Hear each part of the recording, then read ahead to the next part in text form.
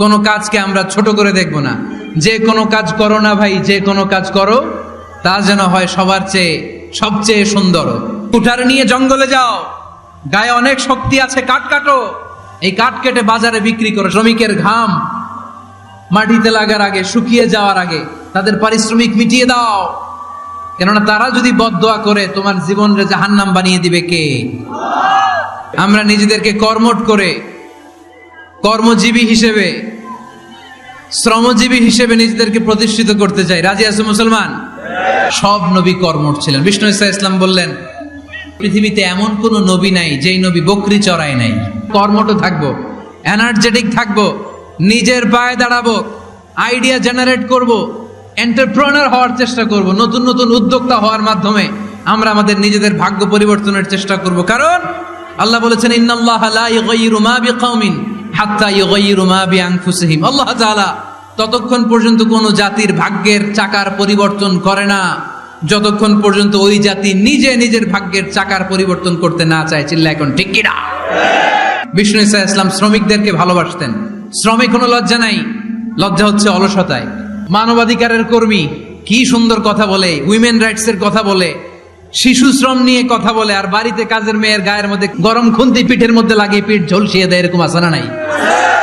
পত্রপত্রিকায় প্রায় দেখা যায় যে কাজের মেয়েদেরকে কি অত্যাচার করে।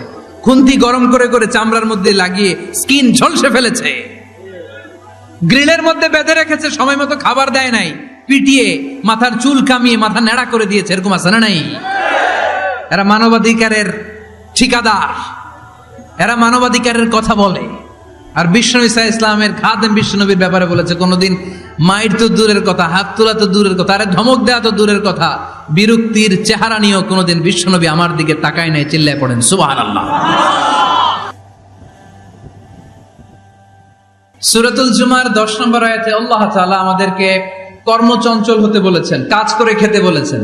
কাজে লজ্জা নেই, লজ্জা অলসতায়। কাজে লজ্জা আছে?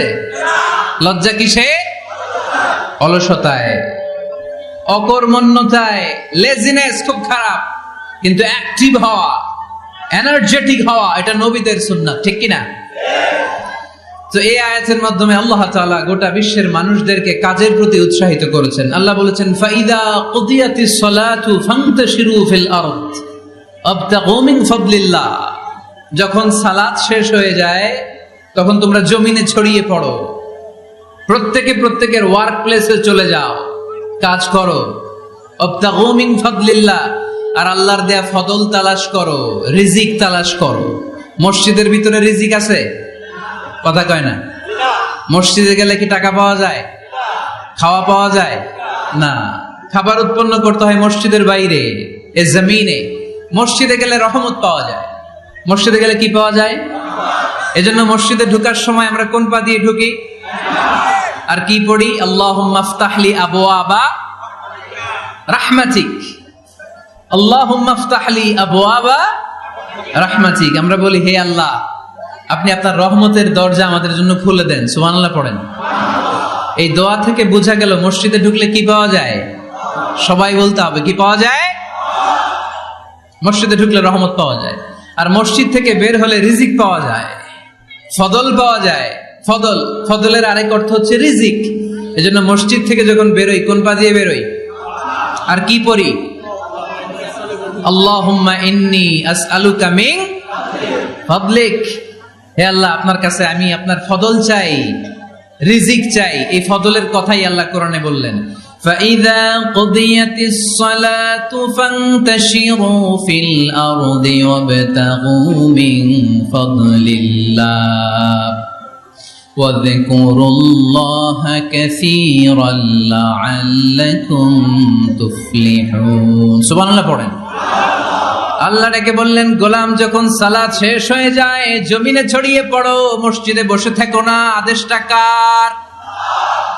সালাত যখন শেষ মসজিদে বসে থাকার দরকার নাই, জমিনের মধ্যে ছড়িয়ে ছিটিয়ে পড়ো। ওয়াবতাগু মিন ফাদলিল্লাহ, আমার ফদল তালাশ করো, আমার রিজিক তালাশ করো, বেশি বেশি আমাকে স্মরণ করো। সুবহানাল্লাহ পড়েন।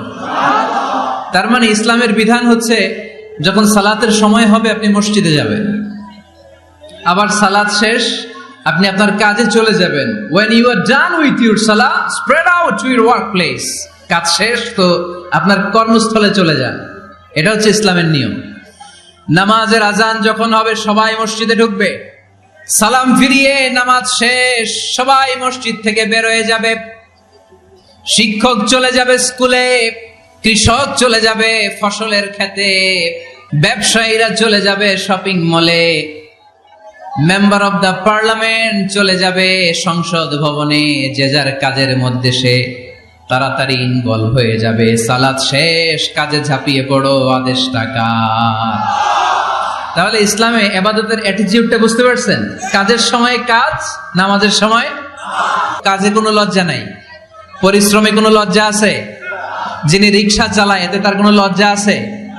দিনমজুর, কুলি, ঠেলা গাড়ি চালায়, ছোট্ট ব্যবসা করে, এতে কোনো লজ্জা আছে? লজ্জা নাই। খেয়াল রাখবেন, লজ্জা হচ্ছে অলসতায়। লজ্জা কিসে? বিষ্ণু ঈসা ইসলাম বলেছেন, মা আকালা আহাদুন তুআমান কাত্তু খায়রুম মিন আইয়াকুলা মিন আমালি ইয়াদি। নিজ হাতে উপার্জিত খাবারের চেয়ে, অর্থের চেয়ে শ্রেষ্ঠ খাবার পৃথিবীর কোন মানুষ কোনদিন ভক্ষণ করে নাই। চিল্লায় কোন সুবহানাল্লাহ। শ্রেষ্ঠতম খাবার, নিজ হাতে উপার্জিত খাবার, ঘাম জড়িয়ে যে অর্থ উপার্জন করা হয়, যে ইনকাম করা হয়, এটা হালাল। আর হালাল খেয়ে দোয়া করলে কবুল করে কে?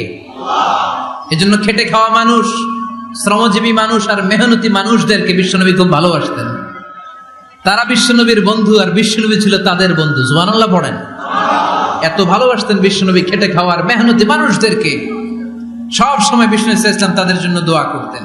এজন্য যারা খেটে খায় তারা কপালওয়ালা, তারা মুস্তাজাবুদ দাওয়া। তারা কি? মুস্তাজাবুদ দাওয়া মানে এমন ব্যক্তি যে ব্যক্তি দোয়া করতে দেরি হয় কিন্তু দোয়া কবুল হতে দেরি হয় না। বাংলাদেশে চাকরির বাজার খুব মন্দা, ঠিক কিনা? বাংলাদেশ ইন্ডিয়াতে চাকরি পেতে অনেক কষ্ট। সামান্য একটা পদের জন্য যেখানে চেয়েছে ক্লাস 8 পাস, এখানে ডবল মাস্টার ডিগ্রি অ্যাপ্লাই করছে কয়েক লক্ষ। এজন্য আমাদেরকে উদ্যোক্তা হতে হবে। You have to be the entrepreneur. আমাদের উদ্যোক্তা দরকার, বেশি বেশি নতুন নতুন উদ্যোক্তা। নিজেই এমন আইডিয়া নিয়ে আসবে যে আইডিয়া বিক্রি করে দুর্দান্ত আইডিয়া দিয়ে তুমি পুরো দেশ কাঁপিয়ে দিতে পারো। যেহেতু আমাদের চাকরি কম, ওই চাকরির বাজারে আমরা লাইন দিতে চাই না। আমাদের মেধাকে খাটিয়ে খাটিয়ে আমরা নতুন তরুণ উদ্যোক্তা বানাতে চাই। চিল্লায় বলো ঠিক কিনা? উদ্যোক্তা যত বাড়বে ততই দেশের কল্যাণ হবে। মানুষ তাদের আইডিয়াকে কাজে লাগিয়ে গোটা বিশ্বকে তাক লাগিয়ে দিচ্ছে। আমরা আমাদের সমতল ভূমিতে চাষ করতে চাই না। মালয়েশিয়াতে একটা এলাকা আছে ক্যামেরুন হাইল্যান্ড, ওরা পাহাড়ের মধ্যে চাষাবাদ করে গোটা মালয়েশিয়ার খাদ্যদ্রব্যের অভাবকে মুক্ত করে দিয়েছে। পাহাড়ের মধ্যে ওখানে ফুলের বাগান, ক্যামেরুন হাইল্যান্ড প্রায় 6000 ফিট উঁচু, প্রচন্ড ঠান্ডা। এই ঠান্ডা পাহাড়ি হিল ট্রাক্স এরিয়াতে মালয়েশিয়ার এই ক্যামেরুন হাইল্যান্ডে ওখানে আছে ফুলের বাগান, আছে ফলের বাগান, আছে চায়ের বাগান, ওখানে মধুর চাষ হয়, ওখানে শাকসবজি চাষ হয়, ওখানে অনেক কিছু চাষাবাদ হয়। ওই ফলমূল শাকসবজি দিয়ে গোটা মালয়েশিয়ার 14টা স্টেটে যত শাক সবজি ফলমূল লাগবে ওরা আঞ্জাম দেয়। আর আমরা আমাদের সমতল ভূমিতে চাষ করতে চাই না। আমরা চাষাবাদকে খুব লজ্জা মনে করি। এটা ভুল আইডিয়া। আমাদের যে এলাকা যে জিনিসের জন্য বিখ্যাত ওইটাকে আমাদের ব্র্যান্ডিং করতে হবে। আমাদের আদমজির জুট মিল বন্ধ না? ভাওয়ানি জুট মিল বন্ধ। আমাদের পাট শিল্পকে ধ্বংস করে দিয়ে ইন্ডিয়া এখন ওই কটনের পাঞ্জাবি বানায়, জুট কটনের পাঞ্জাবি। আছে না নাই? পুরা বাংলাদেশের মার্কেট এই জুট কটনের পাঞ্জাবি দিয়ে সয়লাভ। আমাদের বাংলাদেশের পাট দিয়ে যদি আমরা মিহি পাঞ্জাবি বানাতে পারতাম, গোটা বিশ্ব বাজারকে আমরা দখল করে নিতে পারতাম, ঠিক কিনা? এজন্য আমাদেরকে নতুন নতুন আইডিয়া জেনারেট করতে হবে। চাকরির পিছনে বসে থাকলে চলবে না। আর আজান যদি হয়ে যায় ছুটে যাব মসজিদে, আর নামাজ শেষ হলে আমরা আমাদের কাজের দিকে চলে যাব। চিল্লায় বলেন ঠিক কিনা? যেটাই করব আমরা ভালোভাবে করব। আল্লাহ বলেছেন লিয়াবলুয়াকুম আইয়ুকুম আহসানু আমালা। আল্লাহ এটা দেখতে চান যে তোমাদের মধ্যে থেকে কে বেশি আমল করে। এটা বলছে আল্লাহ? বলে নাই। আল্লাহ বলেছে লিয়াবলুয়াকুম আইয়ুকুম আহসানু আমালা, যে ভালো করে করে। এজন্য আমরা যাই করি না কেন কি করে করব? আওয়াজ করে বলতে হবে। কেমন করে করব? যে কোনো কাজ করো না ভাই, যে কোনো কাজ করো তা যেন হয় সবার চেয়ে সবচেয়ে সুন্দর। পড়েন, যে কোনো কাজ করো না ভাই, যে কোনো কাজ করো, তা যেন হয় সবার চেয়ে সবচেয়ে সুন্দর। পড়েন, যে কোনো কাজ করো না ভাই, যে কোনো কাজ করো, তা যেন হয় সবার চেয়ে সবচেয়ে সুন্দর। হোক না সেটা পড়া লেখা, রঙের ভাষায় ছবি আঁকা। পড়েন, হোক না সেটা পড়া লেখা, রঙের ভাষায় ছবি আঁকা, হোক না সেটা সামান্য কাজ কিংবা মহত্তর, তা যেন হয় সবার চেয়ে সবচেয়ে সুন্দর। যে কোনো কাজ করো না ভাই, যে কোনো কাজ করো, তা যেন হয় সবার চেয়ে সবচেয়ে সুন্দর। চিৎকার করে বলেন ঠিক কিনা? আমরা যেটাই করি না কেন এটা ভালো করে করার দরকার আছে না নাই? এজন্য কাজে আর শ্রমে কোনো লজ্জা নাই। লজ্জা হচ্ছে অলসতায়। লজ্জা কিসে? অলসতায়। বিষ্ণু ঈসা ইসলামের কাছে এক সাহাবী এসে বলল, ইয়া রাসূলুল্লাহ আ'তিনি শাইআন, আপনি আমাকে কিছু দান করেন, আমার কিছুই নাই। বিষ্ণু বললেন, তোমার কিছু নাই? সাহাবী বললেন, ইয়া রাসূলুল্লাহ ঘরে আমার শুধু দুইটি জিনিস আছে। কয়টা? চিল্লায় বলেন কয়টা? এক হচ্ছে একটা জামা, দুই হচ্ছে পানি খাওয়ার একটা জগ। বিষ্ণু বললেন, এই দুইটাই নিয়ে আস। বিশ্বনবীর কথা শুনে ওই সাহাবী ঘর থেকে জামা নিয়ে আসলেন, পানি খাওয়ার জগ নিয়ে আসলেন। বিশ্বনবী সাল্লাল্লাহু আলাইহি ওয়াসাল্লাম ওনার মুবারক হাত দিয়ে এক হাতে জামা ধরে আরেক হাতে পানির জগটা ধরে সাহাবীদের দিকে উদ্দেশ্য করে বললেন, মাইয়াশতারি হাদাইন, এই দুইটা জিনিস কেনার মতো কে কে আছে দেখি? কয়েকজন হাত তুললো। বিশ্বনবী বললেন, কত দিয়ে কিনবা? এক সাহাবী বলে, ইন্নী আশতারিহিমা বিদিরহাম, ও নবী যদিও এগুলো আমার দরকার নাই, কিন্তু আপনি যেহেতু নিলামে ডাক তুলেছেন, ইয়া রাসূলুল্লাহ ইয়া হাবিবাল্লাহ, আপনার সম্মানে আমি 1 দিরহাম দিয়ে দুইটা জিনিস কিনে নেব। 1 দিরহাম, একটা জামা, একটা পানি খাওয়ার জগ, দাম কত? 1 দিরহাম। বিশ্বনবী বললেন, না না, 1 দিরহাম তো অনেক কম হয়ে যায়, মাইয়াজিদু আলা যালিক, এর চেয়ে বেশি দামে কে কিনবা? আরেক সাহাবী হাত তুলে বলতে লাগলেন, ইয়া রাসূলুল্লাহ ইয়া হাবিবাল্লাহ ওয়া ইন্নী আশতারিহিমা বিদিরহামাইন, আমি এই জামাটার পানি খাওয়ার জগটা 1 দিরহাম নয় 2 দিরহামের বিনিময়ে কিনতে চাই। বিষ্ণু ঈসা ইসলাম ওই সাহাবাকে দিয়ে দিলেন। দিয়ে 2 দিরহাম নিয়ে যে লোকটা ভিক্ষা করতে এসেছিল তার হাতে 2 দিরহাম দিয়ে বললেন, যাও 1 দিরহাম দিয়ে ঘরে খাবার কিনে দিয়ে আসো, আরেক দিরহাম দিয়ে একটা কুঠার কিনে নিয়ে আসো। শুনতেছেন? কি কিনে নিয়ে আসো? কুঠার দিয়ে কি করে? গাছ কাটে। ওই সাহাবী কুঠার কিনে নিয়ে আসার পরে বিশ্বনবী নিজ হাতে কুঠারের মধ্যে একটা কাঠের হাতল লাগাই দিলেন। আল্লাহু আকবার। হাতল ছাড়া কুঠার ইউজ করা যাবে? বিশ্বনবী নিজ হাতে ওই কুঠারের ভেতরে একটা হাতল লাগাই দিলেন আর বললেন, লা উরিদু আন আরাকা 15 আইয়াম, এই কুঠার নিয়ে জঙ্গলে যাও, গায়ে অনেক শক্তি আছে, কাঠ কাটো, এই কাঠ কেটে বাজারে বিক্রি করো, সামনের 15 দিন যেন আমি আমার চোখের সামনে তোমার না দেখি। বিশ্বনবীর পরামর্শ অনুযায়ী কুঠার নিয়ে ওই সাহাবী জঙ্গলে চলে গেলেন। কাঠ কেটে বাজারে বিক্রি করতে করতে 15 দিন পরে 10 দিরহাম নিয়ে বিশ্বনবীর দরবারে হাজির হয়ে গেলেন। 10 দিরহাম নিয়ে বিশ্বনবীর কাছে হাজির হয়ে গেলেন। সাহাবী এসে বলল, ইয়া রাসূলুল্লাহ এখন আর আমার ভিক্ষা করা লাগে না, আমার গায়ে অনেক শক্তি আল্লাহ দিয়েছে, আই এম ভেরি এনার্জেটিক, আপনার দেয়া বরকতের কুঠার দিয়ে আমি কাঠ কেটে কেটে স্বাবলম্বী হতে শুরু করেছি। সুবহানাল্লাহ পড়েন। আমি এখন 10 দিরহামের মালিক। বিশ্বনবী বললেন, লা আইয়াহতাতিবা আহাদুকুম হুজমাতান আলা যাহরিহি খায়রুম মিন আইয়াসআলা শাইআন ফায়ু'তিয়াহু আও ইয়ামনাহু, যাদের গায়ে শক্তি আছে তারা ভিক্ষা না করে কাঠ কেটে পিঠে সেই বোঝা নিয়ে বাজারে বিক্রি করা অনেক ভালো। কারণ কারো কাছে যদি তুমি হাত পাতো সে দিতেও পারে, নাও দিতে পারে, আর কষ্ট করলে কষ্ট কোনোদিন বৃথা যায় না। চিল্লায় বলেন ঠিক কিনা?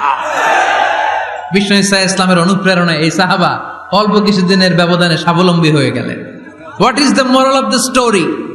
বিশ্বনবীর এই প্রফেটিক স্টোরি থেকে আমাদের কি শিক্ষা? লেসন নাম্বার 1, বিশ্বনবী চাইলেই ওই 2 দিরহাম দিয়ে বলতে পারতো, যাও খাবার দাবার কিনে ফ্যামিলিতে দিয়ে আসো। সে ওই 2 দিরহাম নিয়ে খাবার দাবার কিনে ফ্যামিলিকে খাইয়ে রাত্রে আবার ভিক্ষায় নামতো। কথা কন, রাত্রে কি করতো? ভিক্ষায় নামতো। বিষ্ণু ঈসা ইসলাম তাকে কাজ করে খাওয়ার জন্য উৎসাহ দিলেন। ইসলাম আমাদেরকে এটাই শিখিয়েছে, কাজ করে খেতাও, কাজে লজ্জা নেই। লজ্জা হচ্ছে অলসতায়। লজ্জা কিসে? আজকের আলোচনা থেকে এটা মুখস্থ করে নিতে হবে, কাজে লজ্জা নেই। নবীরা কি এমনি এমনি বসে বসে খাইছে? কঠিন পরিস্থিতিতেও নবীরা পরিশ্রম করে উপার্জন করা লেগেছে, ঠিক কিনা? অলসতাকে আমরা কি বলবো? আওয়াজ করে বলতে হবে, অলসতাকে কি বলবো আমরা? মুমিনের জীবনে কোনো অলসতা নেই। অলস হয় মুনাফিকরা।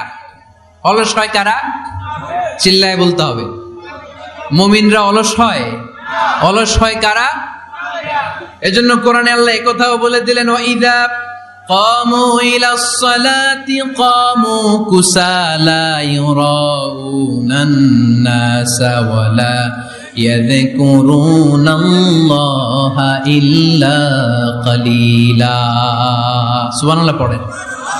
মুনাফিকরা যখন মানুষকে দেখানোর জন্য নামাজে যায়, ওই নামাজে তাদের ইখলাস নাই, ওই নামাজের ভেতরে তাদের কোনো খুশু খুদু নাই, ওই নামাজের ভেতরে আছে শুধু অলসতা। ওই নামাজে কি আছে? কিন্তু আমরা যখন নামাজে যাই আমাদের অলসতা আছে? আমরা নামাজ পড়লে আমাদের হৃদয়টারে সজীব করে দেয় কে? আমরা ওযু করলে আমাদের মনটাকে চাঙ্গা করে দেয় কে? আমরা মসজিদে ঢুকলে হৃদয়টাকে প্রাণবন্ত করে দেয় কে? মুমিন তো নামাজে গেলে চাঙ্গা হয়, মুমিন ওযু করলে চাঙ্গা হয়। বিষ্ণু ঈসা ইসলাম বললেন, ইয়াকিদু শাইতানু আলা কাফিয়াতি রাসি আহাদিকুম ইদা নাম। খেয়াল করে শুনবেন লক্ষ্মীপুরের ভাইয়েরা, চমৎকার একটা হাদিস। আমরা যখন ঘুমোতে যাই, শয়তান আমাদের প্রত্যেকের মাথার পিছনে 3টা অলসতার গিট মারে। কয়টা? আওয়াজ করে বলেন। 3টা অলসতার গিট মারে। ইয়াকিদু শাইতানু আলা কাফিয়াতি রাসি আহাদিকুম সালাসা উকাব। 3টা গিট মারে যখন আমরা ঘুমোতে যাই।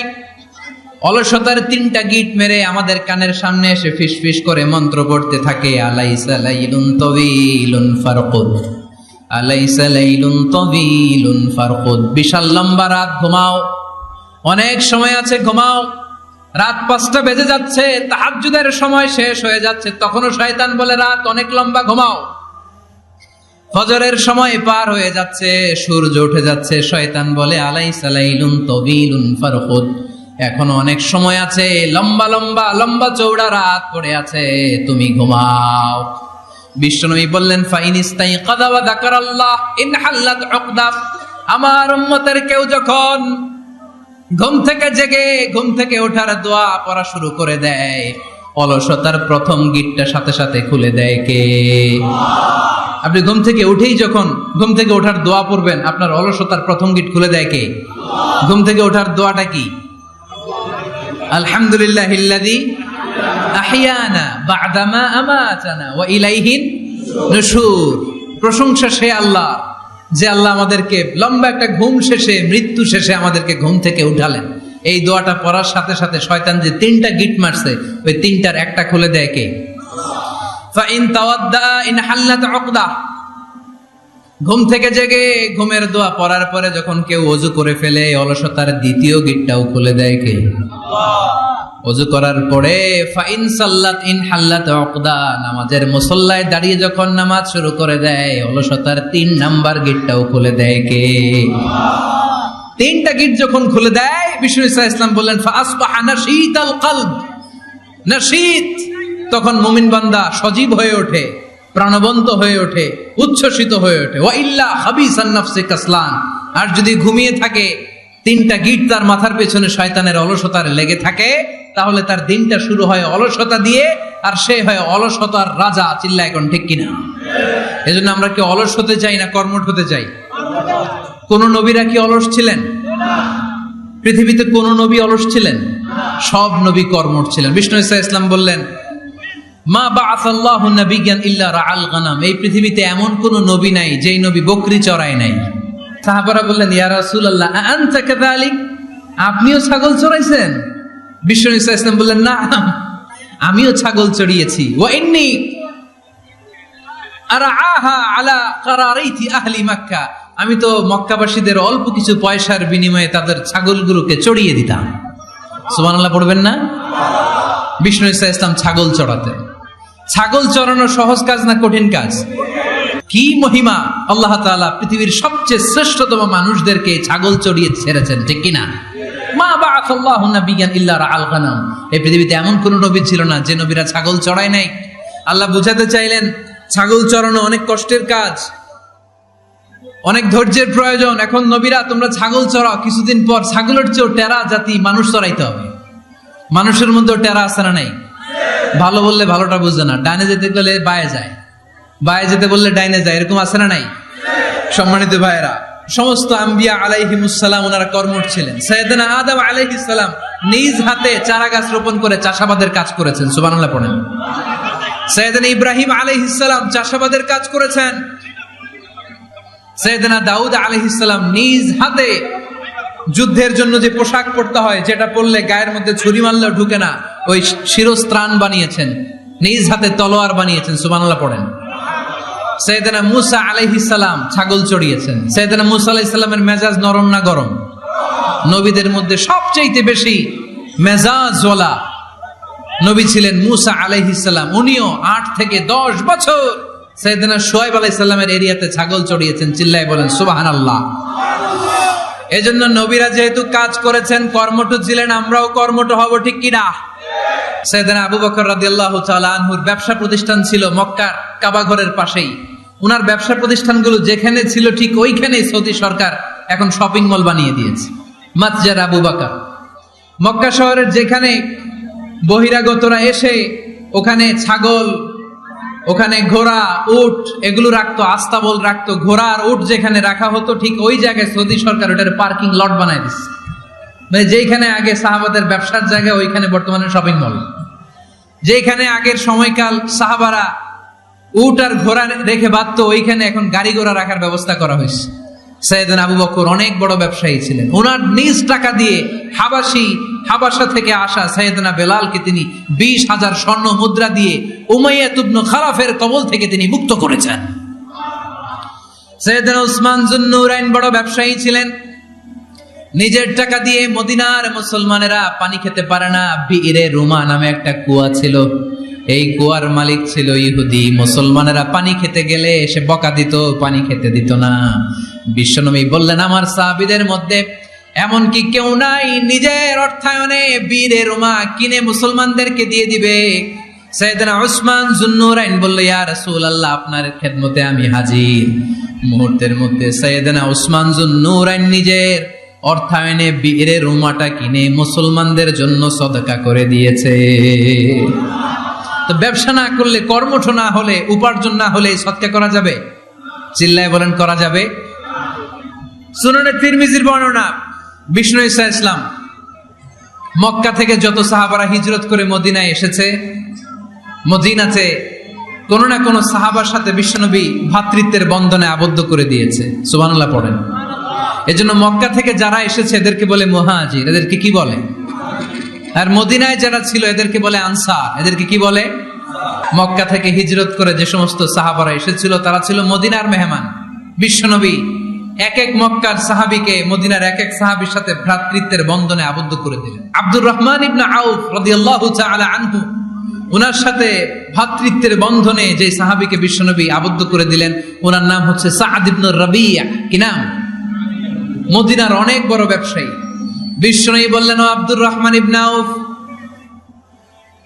সম্পদ ছেড়ে দিয়ে, পরিবার ছেড়ে দিয়ে, স্থাবর অস্থাবর সব ছেড়ে দিয়ে আল্লাহ রাসূলের ভালোবাসায় মক্কা থেকে মদিনায় এসেছো। মদিনায় তোমার চিন্তা নাই, সাদ ইবনে রবিকে আমি তোমার ভাই বানিয়ে দিলাম। সাদ ইবনে রবি তোমার আপন ভাইয়ের মতো। সাদ ইবনে রবি বলল আব্দুর রহমান, জীবনে তোমারে কোনোদিন দেখি নাই, তোমারে আমি চিনি না, তোমার নাম শুনি নাই, কিন্তু বিশ্বনবী তো তোমার দায়িত্ব আমাকে দিয়েছে। আমার যে বড় ধনী এই মদিনার মধ্যে দ্বিতীয় কেউ নাই। আজ থেকে তুমি আমার ভাই, আজ থেকে তুমি আমার কি? আল্লাহ আমাকে যত সম্পত্তি দান করেছে তার অর্ধেক সম্পত্তি আমি তোমার নামে দিয়ে দিলাম। ও আব্দুর রহমান ইবনে আউফ, শুধু তাই নয়, রব্বুল আলামিন আমাকে 2 জন স্ত্রী দিয়েছে। কয়জন? তুমি দেখো আমার কোন স্ত্রীকে তোমার বেশি ভালো লাগে। যার নাম তুমি বলবে সাথে সাথে আমি তারে তালাক দিয়ে দিব, তার ইদ্দত পালন শেষে তুমি তাকে বিয়ে করে তোমার সাথে নিয়ে যাবা। সুবহানাল্লাহ পড়েন। কারণ বিশ্বনবী তোমার দায়িত্ব আমার কাছে দিয়েছে, তুমি আমার ভাই, আমি মদিনার সবচেয়ে বড় ধনী, আমার অর্ধেক সম্পদ আমি তোমারে দিয়ে দিব, আমার 2 স্ত্রীর 1 স্ত্রীকে তোমারে দিয়ে দিব। সাইয়েদনা আব্দুর রহমান ইবনে আউফ এই কথা শুনে অবাক হলেন। অবাক হয়ে উনিও এক অবাক কথা বললেন। উনি বললেন, লা হাজাতা লি ফি ইয়া আখি, ও আমার প্রাণের ভাই, তোমার কথা শুনে আমার হৃদয়টা ভরে গিয়েছে, কিন্তু তোমার সম্পদেরও দরকার আমার নাই, তোমার স্ত্রীরও দরকার আমার নাই। বারাকাল্লাহু ফি মালিক ওয়া লি আহলিক, আল্লাহ তোমার মালেও বরকত দেখ, তোমার সম্পদেও বরকত দেখ, তুমি শুধু একটু কষ্ট করবা। কি কষ্ট? দুল্লানি আলা সুক, show me the way to the market. তুমি মদিনায় কোনো মার্কেট আছে কিনা, শপিং মল আছে কিনা, ব্যবসা প্রতিষ্ঠান আছে কিনা আমারে দেখায় দাও। সুবহানাল্লাহ পড়েন। আমরা হইলে কি করতাম? লক্ষ্মীপুরে যারা আসছে এদের একজনকে যদি বলা হয়, ভাই আপনি এখন থেকে লক্ষ্মীপুরের ভাই, আমার অর্ধেক সম্পদ আপনারে দিয়ে দেবে, কি করবে? পায়ের উপর পা তুলে খাবে আর বলবে, কি আনন্দ আকাশে বাতাসে, ঠিক কিনা? এরপর যদি বলি, ভাই আমার 2 বউ, যেটারে সুন্দর লাগে বলেন তালাক দিয়ে দেই, নিয়ে যান, কি বলবে? কি আনন্দ আকাশে বাতাসে। আল্লাহ রাসূলের সাহাবী আব্দুর রহমান ইবনে আউফ বললেন, লা হাজাতা লি ফি, আমার দরকার নেই। দুল্লানি আলা সুক, just show me the way to market, এখানে মার্কেট কই আছে দেখায় দাও। অবাক হয়ে গেলেন সাদ বিন রাবিব, বললেন, ও আব্দুর রহমান ইবনে আউফ, ঠিক আছে তুমি যদি নিতে না চাও তোমারে আমি জোর জবরদস্তি করব না। শুনে রাখো, মদিনাতে ইহুদিদের কয়নুকার একটা বাজার আছে। এই কথা বলার সাথে সাথে আব্দুর রহমান ইবনে আউফ চলে গেলেন। এর পরের দিন অল্প কিছু পনির আর ঘি দিয়ে ব্যবসা শুরু করলেন। পনির আর ঘিয়ের ব্যবসা করতে করতে করতে করতে ব্যবসায় তিনি এত লাভ করলেন, উনি বললেন, আমি যদি কখনো মদিনার বালুর মধ্যে হাত দিতাম, ওই বালুটারও সোনা বানায় দিত কে? দুল্লানি আলা সুক। লক্ষ্মীপুরের কর্মঠ যুবক ভাইয়েরা, এ আব্দুর রহমান ইবনে আউফ আমাদের প্রেরণা। উনি অন্যের ঘাড়ে পাড়া দিয়ে খেতে চায় নাই, আরেকজনের উপর ডিপেন্ডেন্ট বা নির্ভরশীল হতে চায় নাই। তিনি স্বাবলম্বী হওয়ার শিক্ষা, লেসন কিয়ামত পর্যন্ত গোটা বিশ্বের যুবকদের জন্য রেখে গিয়েছে। চিল্লায় বলো ঠিক কিনা? দুল্লানি আলা সুক, show me the way to market. Market কোথায় দেখাও। পনির আর ঘি নিয়ে ব্যবসা করতে করতে কয়েক মাসের ব্যবধানে ইতিহাস সাক্ষী সাইয়েদনা আব্দুর রহমান ইবনে আউফ মদিনার বিশাল বড় বিজনেস ম্যাগনেটে পরিণত হয়ে গেলেন। চিল্লায় পড়েন আল্লাহু আকবার। এজন্য ব্যবসার ভিতরে বরকত ঢুকিয়ে দিয়েছে কে? বিষ্ণু বললেন, আত-তাজিরা সাদুকাল আমিন মা'আন নাবিয়্যিন ওয়াস সিদ্দীকিন ওয়াশ শুহাদা'i ওয়াস সালিহিন। আমানতদার ব্যবসায়ী তারা সাধারণ কোনো মানুষ নয়, কিয়ামতের দিন নবীদের সাথে হাসর হয়ে যাবে। আপনারা যারা ব্যবসা করেন, এটা সাধারণ বিষয় নয়। বিষ্ণু ইসলাম নিজেও ব্যবসায়ী ছিলেন।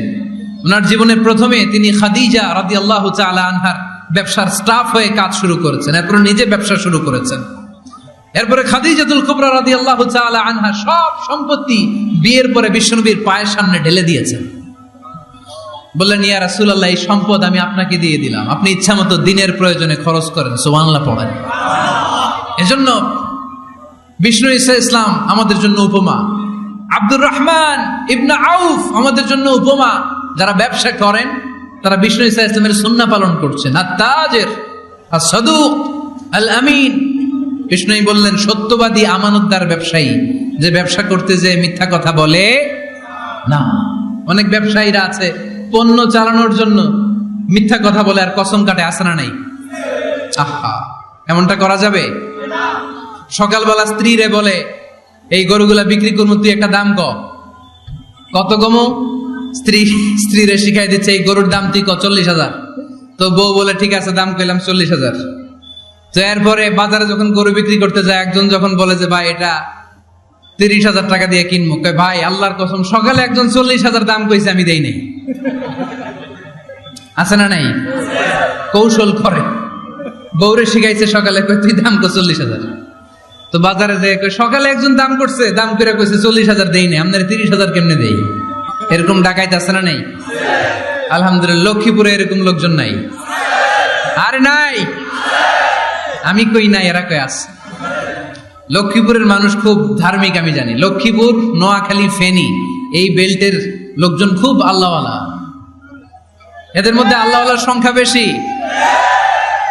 এখানে আলেম ওলামা বেশি, এখানে মসজিদ মাদ্রাসা বেশি, এই জন্য এই জেলাগুলোতে আল্লাহর রহমতও বেশি। আল্লাহ তুমি এই জেলার ছেলেপেলেদেরকে, এই জেলার লোকদেরকে তুমি কবুল করো, মা বোনদেরকে তুমি কবুল করো। সম্মানিত ভাইয়েরা, এজন্য আজকের মাহফিল থেকে আমরা যেটা শিখলাম সেটা হচ্ছে পরিশ্রমে কোনো লজ্জা আছে? আমরা কাজ করে খাবো, ঠিক কিনা? Never under estimate any job. যুবক ভাইয়েরা, লক্ষ্মীপুরের যুবক ছেলেরা শুনতেছ? এরকম আওয়াজ করতে হবে, কান খাড়া করে শুনো। Never under estimate any job. কোন চাকরিকে ছোট করে দেখা যাবে, whether it's small or big, you don't care. এটাতে কেয়ার করা যাবে না। ছোট্ট চাকরি পাইলেই ঢুকে যাবা, বড় অফার আসলে পরে ঢুকবা। এটা ছোট কাজ, এটা হোটেলের ওয়েটার, এটা ছোট্ট স্টাফ, এটা কেরানি না, কাজ কাজই। কাজের মধ্যে কোনো ছোট বড় নাই। খেটে খাওয়া মানুষকে বিশ্বনবী অনেক সম্মান করতেন। বিশ্বনবী সাল্লাল্লাহু আলাইহি ওয়াসাল্লাম খেটে খাওয়া মানুষদেরকে এত ভালোবাসতেন, বিদায় হজের মতো এত গুরুত্বপূর্ণ ভাষণও এই মেহনতি মানুষদের কথা বাদ যায়নি। সুবহানাল্লাহ পড়বেন না? দিনটা ছিল জুমাবার। বিশ্বনবী সাল্লাল্লাহু আলাইহি ওয়াসাল্লাম আরাফাতের ময়দানে দাঁড়িয়ে ঐতিহাসিক একটা ভাষণ দিলেন। এই ভাষণের নাম হলো বিদায় হজের ভাষণ। এই বিদায় হজের ভাষণেও খেটে খাওয়া মানুষের কথা বিশ্বনবী বাদ দেয় নাই। বিশ্বনবী বলেছেন,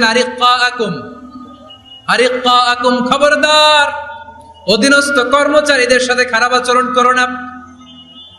আতঈমুহুম মিম্মা তাকুলুন ওয়াকসুহুম মিম্মা তালবিসুন। খবরদার, মনে রেখো, তোমরা যা খাবে তোমাদের অধীনস্থ কর্মচারীদেরও তা খাওয়াবে, তোমরা যা পড়বে তাদেরও তা পড়াবে। বিশ্বনবী শেষ নিঃশ্বাস ত্যাগ করে যাওয়ার আগে যেই কয়েকটা কথা বলেছিলেন তার মধ্যে মেহনতি মানুষদের জন্য কথা আছে রাড়াই। বিষ্ণু ইসা ইসলাম যখন শেষ নিঃশ্বাস ত্যাগ করবেন, তিনি বলেছিলেন, আসসালাত আসসালাত, উম্মতেরা নামাজ নামাজ, নামাজ ছেড়ে দিও না, নামাজ তরক করো না, নামাজ কাজা করো না। আর বলেছিলেন, ওমা মালাকাত আইমানুকুম, অধীনস্থ কর্মচারীদের সাথে খবরদার খারাপ আচরণ করো না। যারা কর্মচারীদের সাথে খারাপ আচরণ করে, যারা মানুষের কাছ থেকে শ্রম নিয়ে কাজ করিয়ে টাকা দেয় না, কিয়ামতের দিন তাদের বিরুদ্ধে মামলা দায়ের করবে কে? কে করবে? হাদিসে কুদসি সাক্ষী বিষ্ণু ইসা ইসলাম বলেন, আল্লাহ তাআলা ফরমান, আনা খাসমুহুম সালাসাতুন আনা খাসমুহুম ইয়াউমাল কিয়ামা। তিন শ্রেণীর ব্যক্তির বিরুদ্ধে আল্লাহ বলেন, আমি নিজেই কিয়ামতের দিন মামলা দায়ের করব। I will be against them in the day of judgment. Three categories of people, I will be against them in the day of judgment. তিন শ্রেণীর লোক কিয়ামতের দিন তারা ছাড় পাবে না। আল্লাহ বলেন, আমি নিজেই তাদের বিরুদ্ধে মামলা দায়ের করব। এর মধ্যে এক শ্রেণীর লোক হচ্ছে রাজুলুন ইস্তাআজারা জিরান ফাস্তাউফা মিনহু ওয়া লাম ইয়াতি আজরা। একজন শ্রমিক ভাড়া করে তার কাছ থেকে কাজ নিয়েছে, কিন্তু তার পারিশ্রমিক আদায় করে নাই। এরকম আছে না নাই? দাপট দেখায়, দাপট দেখায় ইউনিভার্সিটির ক্যান্টিন গুলোতে। ইউনিভার্সিটির ক্যান্টিনে যে খায় মাগার বিল দেয় না, এরকম ডাকাইত আছে না নাই? চায়ের দোকানে চা খায় পরে দিমু, বিল দেয় না, আছে না নাই? দোকানে যে পণ্য কিনে বিল দেয় না, পরে দিমু, আছে না নাই? কিয়ামতের দিন আল্লাহ তোর এই মাস্তানি ছুটাবে, চিল্লা এখন ঠিক কিনা? আনা খাসমুহুম, আমি নিজেই তাদের বিরুদ্ধে মামলা দায়ের করব। কথাটা কার? এজন্য বিশ্বনবী বললেন, খবরদার, মেহনতি মানুষ, খেটে খাওয়া মানুষ, এদের দোয়া কবুল হয়ে যায়। আতুল আজিরা আজরাহু ক্বাবলা আন ইয়াজিফা আরাকুহু। খবরদার, বিশ্বনবী বললেন, শ্রমিকের ঘাম শুকিয়ে যাওয়ার আগে তাদের পারিশ্রমিক মিটিয়ে দাও। বিশ্বনবীর বিখ্যাত হাদিস, আতুল আজিরা আজরাহু ক্বাবলা আন ইয়াজিফা আরাকুহু। শ্রমিকের ঘাম মাটিতে লাগার আগে, শুকিয়ে যাওয়ার আগে তাদের পারিশ্রমিক মিটিয়ে দাও। কেননা তারা যদি বদদোয়া করে তোমার জীবনরে জাহান্নাম বানিয়ে দিবে কে? বিষ্ণু ইসা ইসলাম সব সময় খেটে খাওয়া মানুষদেরকে আগলে রাখতেন। সব সময় শুধু যে ভাষণে মেহনতি মানুষদের সাথে ভালো আচরণ করতে বলতেন, শ্রমিকদের সাথে ভালো আচরণ করতে বলতেন, এমনটা নয়। ওনার ব্যক্তিগত জীবন ঘাটলেও দেখা যায় উনি শ্রমিকদের সাথে কেমন আচরণ করেছেন। বিষ্ণু ঈসা ইসলামের একজন খাদেম ছিল, আপনারা তার নাম জানেন? কি নাম? সবাই বলেন আনাস। আওয়াজ করে বলেন বিশ্বনবীর খাদেমের নাম। নামটা কেমন লাগে? ভালো লাগে? ছেলে হইলে রাখবেন তো? রাখবেন? অনেকে আমার জিজ্ঞেস করে যে আমার একটা ছেলের নাম বলে দেন। এই এলাকার যদি কারো সম্ভাব্য আগন্তুক 2-1 মাস পরেই ছেলে পৃথিবীতে আসবে, এর নাম রাখবেন আনাস। নাম কি রাখবেন? খাদিমু রাসূলিল্লাহ, আল্লাহ রাসূল সাল্লাল্লাহু আলাইহি ওয়াসাল্লামের খাদেম। এই খাদেমের কাছ থেকে একটু শোনেন ওনার মালিক কেমন ছিল। শুনবেন নাকি কষ্ট হচ্ছে? সম্মানিত ভাইয়েরা খেয়াল রাখবেন, কোন পীর সাহেবের ব্যাপারে যদি আপনি রিপোর্ট চান, পীর সাহেবের বউয়ের কাছ থেকে শুনবেন। কথা কয় না? বোঝে নাই বোধ হয়। একজন পীর সাহেব হুজুর উনি কেমন, রিপোর্ট নেবেন কার কাছ থেকে? কার কাছ থেকে? বউয়ের কাছ থেকে। একজন বড় সাহেব, বড় নেতা, তার ব্যাপারে যদি রিপোর্ট পেতে চান, আমি কয়েকটা জায়গা বলে দিই, এই জায়গাগুলো থেকে রিপোর্ট নেবেন। 1 নাম্বার তার ড্রাইভার, 1 নাম্বার। 2 নাম্বার তার বাড়ির দারোয়ান, 2 নাম্বার। 3 নাম্বার তার খাদেম, 3 নাম্বার। 4 নাম্বার তার ঘরের কাজের মেয়ে, 4 নাম্বার। এদের কাছ থেকে আসল রিপোর্ট পাওয়া যায়, ঠিক কিনা? এবার বিশ্বনবীর ব্যাপারে বিশ্বনবীর খাদেম কি বলে শুনবেন? বুঝে নাই বোধ হয়। বিশ্বনবীর ব্যাপারে বিশ্বনবীর খাদেম কি কমেন্টস করছে শুনতে চান? খাদেমের নাম আরো জোরে বলতে হবে। আনাস রাদিয়াল্লাহু তাআলা। সাইয়েদনা আনাস বলেন, আমি 1 বছর নয়, 2 বছর নয়, 5 বছর নয়, 7 বছর নয়, 10 বছর বিশ্বনবীর খেদমত করেছি। ফামা দারাবানি, 10 বছরে একদিনও তিনি আমারে মারে নাই। সুবহানাল্লাহ। একদিন আমার গায়ে হাত তোলে নাই। হাত তোলা তো দূরের কথা, ওয়ালা সাব্বানি, কোনদিন গালি দেয় নাই। ওয়ালা আবাসা আলা ওয়াজহি, কখনো বিরক্তি সরে ভ্রু কুচকে আমার দিকে বিশ্বনবী কোনদিন তাকায় নাই। সুবহানাল্লাহ পড়েন। কোনদিন আমার গায়ে হাত তোলে নাই। আরে হাত তোলা তো দূরের কথা, আমাকে ধমকি পর্যন্ত দেয় নাই। ধমকি দেয়া তো দূরের কথা, আমরা অনেক সময় বিরক্ত হয়ে ভ্রু কুচকাই না। এরকম বিরক্তি হলে আমরা কারোর প্রতি বিরক্ত হলে কি হয়? কপাল ভ্রু কুচকে ওঠে, ঠিক কিনা? সাইয়েদনা আনাস বললেন কোনদিন মারে নাই। খাদেম বলতেছে, খাদেম। বড় সাহেবের রিপোর্ট কার থেকে নিতে হয়? হয় খাদেম, নয় দারোয়ান, নয় ঘরের কাজের মেয়ে, তা না হলে ড্রাইভার। বিশ্বনবীর খাদেম বিশ্বনবীর ব্যাপারে কি কমেন্ট করছে? মা সাব্বানি ওয়ালা জারাবানি ওয়ালা আবাসা ফি ওয়াজহি, এই 10 বছরের খেদমতের জিন্দেগিতে কোনোদিন বিশ্বনবী আমারে মারে নাই, গায়ে হাত তোলে নাই। আরে হাত তোলা তো দূরের কথা, একটা ধমকও দেয় নাই। আরে ধমক দেয়া তো দূরের কথা, বিরক্তির সুরে ভ্রু কুচকে আমার দিকে কখনো তিনি তাকায় নাই। চিল্লায় বলো সুবহানাল্লাহ। আর আজকে মানবাধিকারের কর্মী কি সুন্দর কথা বলে, উইমেন রাইটস এর কথা বলে, শিশু শ্রম নিয়ে কথা বলে, আর বাড়িতে কাজের মেয়ের গায়ের মধ্যে খুন্তি, গরম খুন্তি পিঠের মধ্যে লাগিয়ে পিঠ ঝলসিয়ে দেয়। এরকম আছে না নাই? পত্রপত্রিকায় প্রায় দেখা যায় যে কাজের মেয়েদেরকে কি অত্যাচার করে। খুন্তি গরম করে করে চামড়ার মধ্যে লাগিয়ে স্কিন ঝলসে ফেলেছে, গ্রিলের মধ্যে বেঁধে রেখেছে, সময় মতো খাবার দেয় নাই, পিটিয়ে মাথার চুল কামিয়ে মাথা নেড়া করে দিয়েছে। এরকম আছে না নাই? এরা মানবাধিকারের ঠিকাদার, এরা মানবাধিকারের কথা বলে। আর বিশ্বনবী সাল্লাল্লাহু আলাইহি ওয়াসাল্লামের খাদেম বিশ্বনবীর ব্যাপারে বলেছে কোনোদিন মাইর তো দূরের কথা, হাত তোলা তো দূরের কথা, আরে ধমক দেয়া তো দূরের কথা, বিরক্তির চেহারা নিয়েও কোনোদিন বিশ্বনবী আমার দিকে তাকায় নাই। চিল্লায় পড়েন সুবহানাল্লাহ। বিশ্বনবী একবার সাইয়েদনা আনাস রাদিয়াল্লাহু তাআলা আনহুকে একটা ছোট্ট জিনিস আনতে পাঠালেন। সাইয়েদনা আনাস রাদিয়াল্লাহু তাআলা আনহু জিনিসটা আনতে যে মদিনার অলিতে গলিতে বাচ্চাদের খেলা দেখে জিনিস আনতে ভুলে খেলায় দাঁড়িয়ে গেলেন। ছোট মানুষ, ছোট্ট একটা বাচ্চা যদি আমার সাথে নেই, সে কি আমার প্রয়োজন বুঝবে?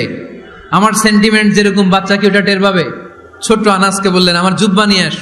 বিষ্ণু সাল্লাল্লাহু আলাইহি ওয়াসাল্লাম শাম দেশের জুব্বা পড়তেন, বলতেন জুব্বা নিয়ে এসো। জুব্বা আনতে যখন বেরোলেন আনাস রাদিয়াল্লাহু তাআলা আনহু, দেখলেন মদিনার অলিতে গলিতে বাচ্চারা কুতকুত খেলে। কি খেলে? আপনারা খেলেন তো? এই খেলা দেখে আনাস রাদিয়াল্লাহু তাআলা আনহু ভুলে গেলেন যে বিশ্বনবীর জামা আনতে হবে। উনি ভুলে যে উনিও দাঁড়িয়ে খেলা দেখতে শুরু করলেন। এখন ঘন্টার পর ঘন্টা যায়, আনাসও আসে না, জামাও আসে না। বিশ্বনবী ভাবলেন হায় রে, আনাস মনে হয় ভুলে গিয়েছে, কি আর করা যায়। নিজের জামা নিজেই নিয়ে আসি। বিশ্বনবী বের হলেন জামা আনতে, বের হয়েই দেখে মদিনার গলিতে বাচ্চারা খেলতেছে, ওইদিকে আনাস রাদিয়াল্লাহু আনহু দাঁড়ানো। বিষ্ণু সাল্লাল্লাহু আলাইহি ওয়াসাল্লাম কিছু বললেন না, যে উনিও আনাস রাদিয়াল্লাহু তাআলা আনহুর পাশে দাঁড়িয়ে খেলা দেখতে আরম্ভ করলেন। সুবহানাল্লাহ পড়বেন না? সাইয়েদানা আনাস খেলা দেখতে দেখতে দেখতে দেখতে দেখতে দেখতে হঠাৎ বিশ্বনবীর দিকে চোখ পড়ে গেছে। বিশ্বনবীর চোখের দিকে যখন সাইয়েদানা আনাস রাদিয়াল্লাহু তাআলা আনহুর চোখ পড়ে গেছে, সাইয়েদানা আনাস বলে, আমার কলিজাটা এখান থেকে এদিকে চলে আসছে ভয়ে। কিসে? ভয়ে। উনি বললেন, আমার গলা শুকিয়ে যেতে আরম্ভ করলো, কাঁপতে লাগলাম। আয় হায়, এখন আমার মনে পড়ছে বিশ্বনবীর জামা আনতে পাঠাইছিল, ভুলে গেছে খেলার আবেশে পড়ে। উনি বললেন, বিশ্বনবী আমারে ধমক দেন নাই, আমার গায়ে হাত তোলেন নাই, জামা আনতে পাঠাইছি এখানে খেলা দেখতেছো এটাও বলেন নাই, বিরক্তিও প্রকাশ করেন নাই। বিশ্বনবী শুধু একটা হাসি দিয়েছেন, স্মাইল। কি দিয়েছেন? একটা মুচকি হাসি দিয়েছেন। কি হাসি?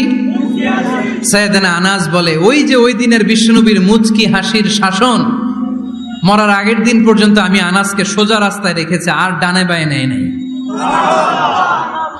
শাসন করতে জানলে লাঠি লাগে না, শাসন করতে জানলে ধমক লাগে না, শাসন করতে জানলে পিট্টি দেয়া লাগে না। মুচকি হাসি দিয়েও শাসন করা যায় কি যায় না? সাইয়েদানা আনাস বললেন, কোনোদিন মারে নাই, কোনোদিন ধমক দেয় নাই, সব সময় আমাকে আদর করেছে। চিল্লায় পড়েন সুবহানাল্লাহ। এজন্য সব সময় বিষ্ণু ঈসা ইসলাম শ্রমিকদেরকে ভালোবাসতেন। শ্রমিক কোনো লজ্জা নাই, লজ্জা হচ্ছে অলসতায়। আজ থেকে এই মাহফিল, এই এত বড় আয়োজন, এত বড় গ্যাদারিং তখনই সার্থক হবে যখন আমরা এই সিদ্ধান্তে আসতে পারবো যে আমরা অলস সময় কাটাবো না, আমরা আমাদের এই সময়গুলোকে প্রোডাক্টিভ ওয়েতে কাজে লাগাবো, কোনো না কোনো কাজের সাথে জড়িত হব। Never under estimate any job, whether it's big or small, বড় হোক বা ছোট হোক, কোনো কাজকে আমরা ছোট করে দেখবো না। যে কোনো কাজ করো না ভাই, যে কোনো কাজ করো তা যেন হয় সবার চেয়ে সবচেয়ে সুন্দর। আমাদের অবসর সময়গুলোকে কাজে লাগানোর দরকার আছে না নাই? আমরা নিজেদেরকে কর্মঠ করে, কর্মজীবী হিসেবে, শ্রমজীবী হিসেবে নিজেদেরকে প্রতিষ্ঠিত করতে চাই। রাজি আছো মুসলমান? অলসতার সাথে আমাদের কোনো সম্পর্ক। আজকের এই মাহফিল থেকে আমরা অলসতা, অকর্মণ্যতাকে নো বলে দিলাম। অলসতাকে আমরা কি বললাম? আরো জোরে বলতে হবে, অলসতাকে কি বলবো? আর সব সময় কর্মঠ থাকবো, এনার্জেটিক থাকবো, নিজের পায়ে দাঁড়াবো, আইডিয়া জেনারেট করব, এন্টারপ্রেনার হওয়ার চেষ্টা করব, নতুন নতুন উদ্যোক্তা হওয়ার মাধ্যমে আমরা আমাদের নিজেদের ভাগ্য পরিবর্তনের চেষ্টা করব। কারণ আল্লাহ বলেছেন, ইন্নাল্লাহা লা ইউগাইয়িরু মা বিকাওমিন হাত্তা ইউগাইয়িরু মা বিআনফুসিহিম। আল্লাহ তাআলা ততক্ষণ পর্যন্ত কোন জাতির ভাগ্যের চাকার পরিবর্তন করে না যতক্ষণ পর্যন্ত ওই জাতি নিজে নিজের ভাগ্যের চাকার পরিবর্তন করতে না চায়। চিল্লা এখন ঠিক কিনা? নিয়মিত ইউটিউব ভিডিও দেখতে সাবস্ক্রাইব করুন। নতুন নতুন ভিডিও পেতে ঘন্টা বাটনটি চাপুন।